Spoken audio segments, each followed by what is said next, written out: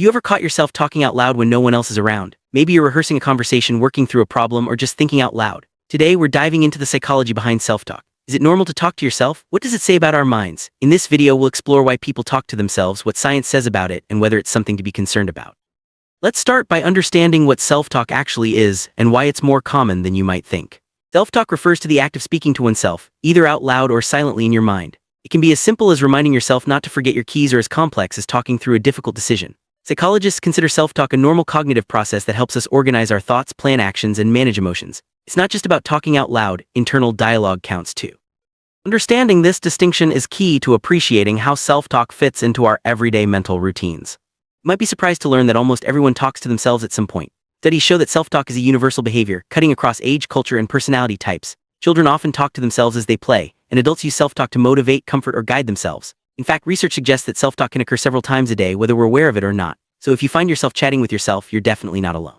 There are many reasons why people talk to themselves. Sometimes it's a way to process emotions or clarify thoughts. Other times it helps us stay focused on tasks or remember important information. Self-talk can also be a form of self-encouragement, especially when facing challenges. Psychologists believe that talking to ourselves is a natural way to regulate our behavior and emotions, making it an important tool for mental well-being. Not all self-talk is the same. Psychologists categorize it into positive and negative self-talk. Positive self-talk involves encouraging or motivating statements like, "I can do this." Negative self-talk, on the other hand, might sound like, "I'm not good enough." Both types can influence our mood and behavior, but positive self-talk is linked to better mental health outcomes. Recognizing the type of self-talk you engage in is the first step toward using it more effectively. Self-talk isn't just normal, it can actually be beneficial. Research shows that talking to yourself can improve concentration, enhance problem-solving skills, and even boost performance in sports or academics. When we verbalize our thoughts, it helps us process information more deeply and stay on track with our goals. Athletes, for example, often use self-talk to stay motivated and focused during competitions. These benefits highlight why self-talk is a valuable mental tool. Children are especially known for talking to themselves, often out loud during play or learning activities. This behavior, called private speech, is a normal part of development.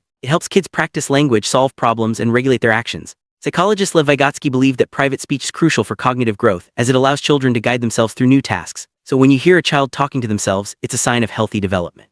Adults continue to use self-talk, though it often becomes more internalized. Whether it's rehearsing a presentation, calming nerves before an interview, or making decisions, self-talk remains a useful tool. It can help adults manage stress, stay organized, and maintain motivation. Even though it might be less obvious than in children, adult self-talk plays a significant role in everyday functioning and emotional regulation.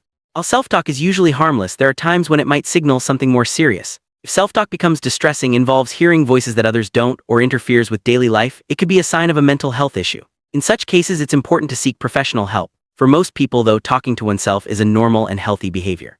Cultural attitudes towards self-talk can vary. In some cultures, talking to oneself is seen as a sign of creativity or intelligence, while in others, it might be viewed with suspicion.